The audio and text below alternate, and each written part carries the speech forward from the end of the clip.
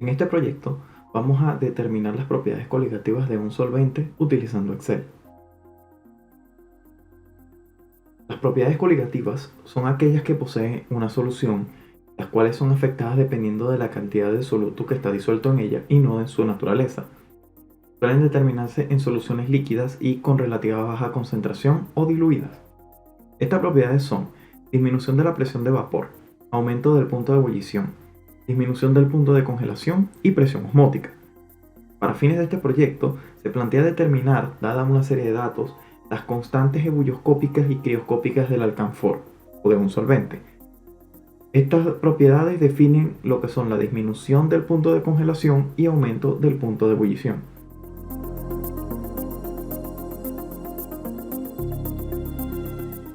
Se ha determinado que la diferencia entre el punto de ebullición de la solución y del solvente puro es proporcional a la molaridad de la solución. La ecuación que se muestra indica que, a medida que la concentración de soluto aumenta, la temperatura de ebullición de la solución también aumenta, y de manera proporcional. Veámoslo mejor en un diagrama de fase. En este diagrama se plasman las diferentes fases del agua según la presión y temperatura en la que se encuentra. Aquí, en este eje, en el eje Y, se grafica la presión, mientras que en el eje X se grafica la temperatura. Según la presión y la temperatura en la que se encuentra, las líneas continuas reflejan las fronteras que existen entre las fases. Es decir, esta frontera que se encuentra acá define el estado de transición entre el estado sólido y líquido del agua, mientras que este borde define el del líquido con el vapor. Y esta línea que se encuentra acá define la línea entre el vapor y el sólido. Las líneas en guiones muestran cómo se expanden las fronteras cuando se añade un soluto no volátil. Es decir, que cuando se le añade un soluto no volátil al agua, este diagrama pasa a ser de estas líneas continuas a esta, junto con las líneas discontinuas. La diferencia en el cambio de temperatura dada una presión fija, esta diferencia es proporcional a la concentración en la que se encuentra esta solución. Nótese que la tendencia es pasar de una temperatura a una temperatura inferior cuando se trata del punto de congelación. Mientras que en la otra parte, cuando nosotros aumentamos la concentración del soluto o de concentración del soluto en la solución, obtenemos que el punto de ebullición del agua pasa de una temperatura a una temperatura mayor. Esto es lo que ocurre cuando se añade entonces un soluto no volátil a un solvente. La constante que define esta proporcionalidad en el cambio de la temperatura de ebullición con respecto a la concentración se llama constante ebulloscópica y depende del solvente. También la diferencia entre el punto de congelación de la solución y del solvente puro está definida pero con otra constante. Es decir, estas constantes no son iguales. Tanto la constante ebulloscópica como la constante crioscópica, que es la que define la diferencia del punto de congelación de la solución y del solvente. Estas constantes no son iguales. Entonces, si esta proporcionalidad se cumple, es posible determinar las constantes convirtiendo las fórmulas en ecuaciones de la recta. Es decir, si vamos a la ecuación inicial, donde teníamos la diferencia acá, pasamos la temperatura de ebullición del solvente, el cual es constante, esta no va a variar, pasa al otro lado, pasaría sumando, y obtendríamos esta ecuación. Al obtener esta ecuación, nosotros se le puede comparar con la ecuación de la recta, donde la temperatura de ebullición de la solución se ubica en Y, mientras que la molaridad o la concentración sería X, la constante ebulloscópica sería mi pendiente de la recta y la intersección del eje Y sería la temperatura de ebullición del solvente. Lo mismo podemos aplicar para la fórmula para hallar la constante crioscópica. Solamente que en este caso la constante viene siendo negativa, ya que a medida que nosotros aumentamos la concentración, la temperatura de congelación de la solución va disminuyendo. Ahora, experimentalmente, ¿cómo se realiza? ¿Cómo se lleva a cabo? Se puede llevar a cabo una batería de muestras de concentraciones diferentes y medir tanto sus puntos de fusión y de congelación como su punto de ebullición. En el punto de concentración cero, se debe esperar que los puntos de congelación y ebullición correspondan obviamente a la del solvente puro. Entonces, se haría una batería de soluciones de concentraciones diferentes y estas concentraciones o estas soluciones se van a medir sus propiedades con ayuda del fusiómetro. Conociendo las concentraciones de las soluciones y los datos obtenidos en el fusiómetro, que serían las temperaturas de fusión y de ebullición, es posible determinar la ecuación de la recta, y la pendiente correspondería a las constantes del solvente. ¿Cómo vamos ahora a proceder con toda la data en Excel? Vamos a recopilar los datos para realizar los gráficos y así obtener las constantes. En el experimento se quiere determinar las constantes del alcanfor. Para ello realizamos 4 soluciones en donde variamos la cantidad de alcanfor como se muestra en la tabla. Esta es la que tiene más alcanfor, y mientras más alcanfor tenga, o sea, más solvente, entonces más diluida va a estar la concentración. En este caso, el naftaleno cumple la función de ser el soluto. Entonces, con Excel, dada esta tabla, podemos calcular las concentraciones molares de las 4 soluciones. Luego, para cada mezcla o solución, incluyendo el alcanfor puro, medimos las temperaturas de fusión y ebullición por multiplicado en cada uno, y estos son los datos que se obtienen. ¿Qué vamos a hacer con Excel? En Excel vamos a determinar el promedio de las temperaturas de cada mezcla. Con los cálculos de molalidad y de temperatura promedio se graficará en el eje Y la temperatura promedio y en el eje X la molalidad. Se va a emplear la fórmula promedio para determinar el promedio de las temperaturas de ebullición y de congelación de las soluciones, y se empleará la fórmula de Excel pendiente para hallar las constantes del solvente. Ahora vamos a la hoja de Excel. Ahora en la hoja de Excel vamos a la práctica. Aquí ya tengo preparados los datos necesarios: masa de soluto, masa de solvente, las temperaturas de fusión y de ebullición de las soluciones o de las mezclas que se preparan a partir del naftaleno y el alcanfor, y las masas molares.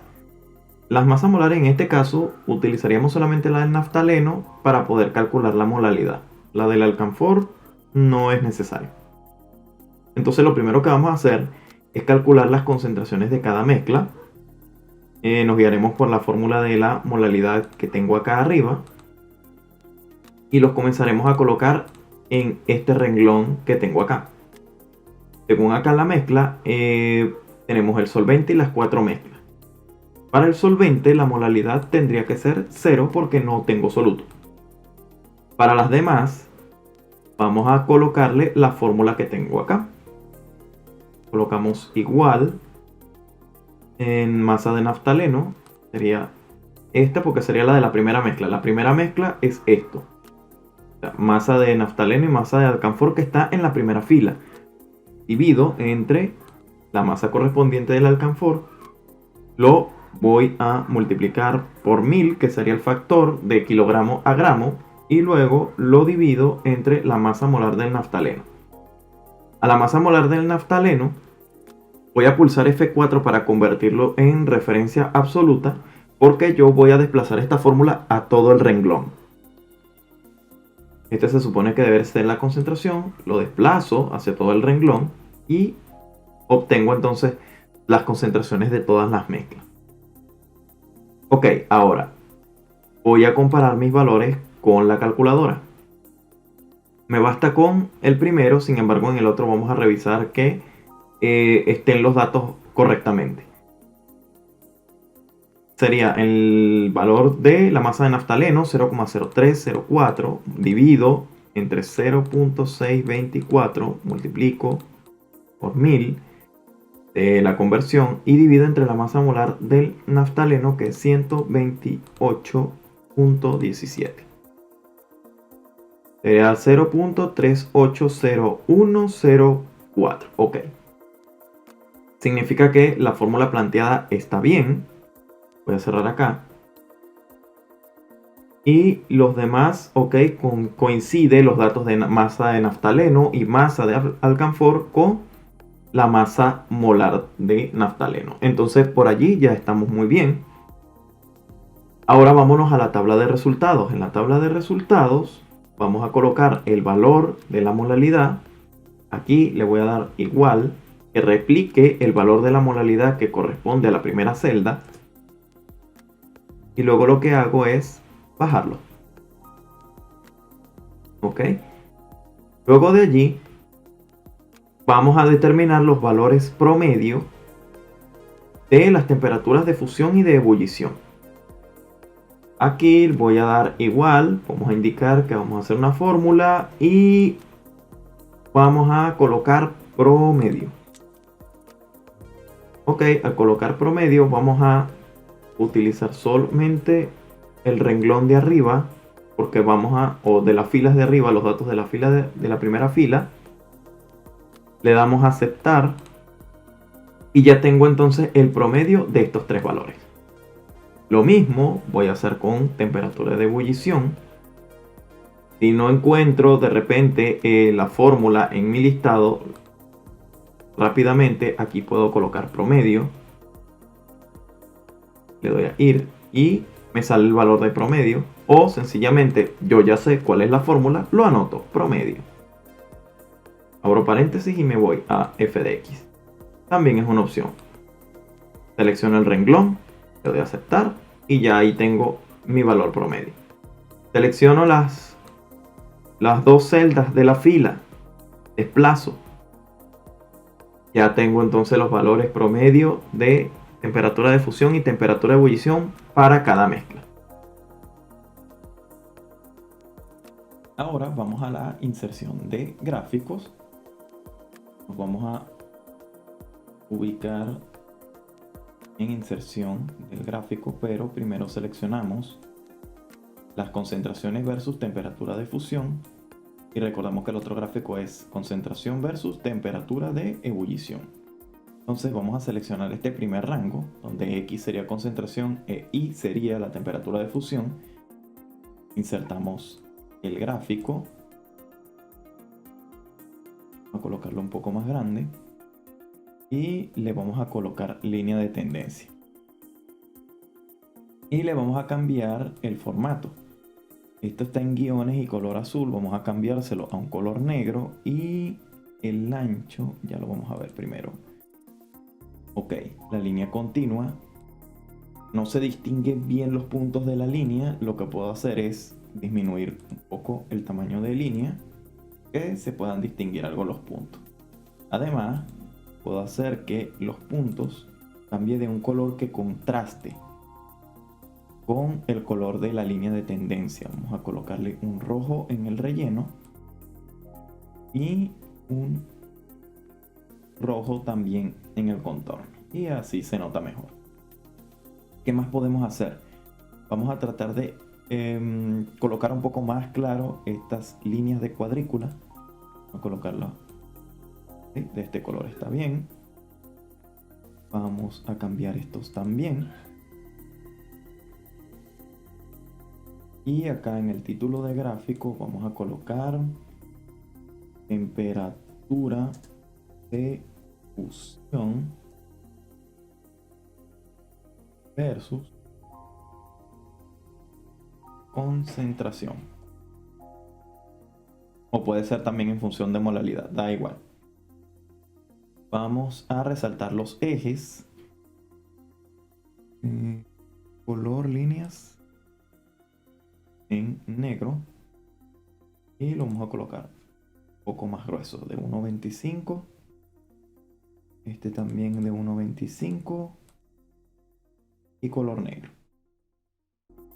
Vamos a colocarle títulos de ejes. Títulos. Acá voy a colocar temperatura de fusión en grados centígrados. hay que identificar que es en grados centígrados porque podría haber sido en cualquier otro magnitud de temperatura, por ejemplo, grado Fahrenheit o Kelvin. Aquí podemos colocar molalidad. Y molalidad, como solo lleva una unidad, no es necesario colocarla de nuevo. Bien, también podríamos acá cambiar el mínimo de eje para que se pueda distinguir un poco más la pendiente. Vamos a opciones de eje. Acá, opciones de eje. El límite máximo, mínimo, vamos a colocar 100. Así se distingue un poco más.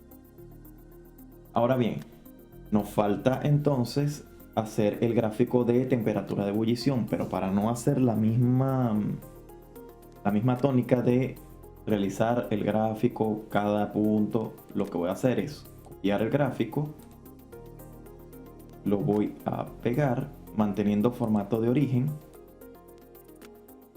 y aquí lo que voy a hacer es, fíjense, los datos, me muestran los datos que está graficando. Entonces yo lo que voy a hacer es desplazar el i y automáticamente él grafica entonces los valores de temperatura de ebullición versus molalidad. Voy a cambiarle el mínimo, ya que casi no se ve una tendencia.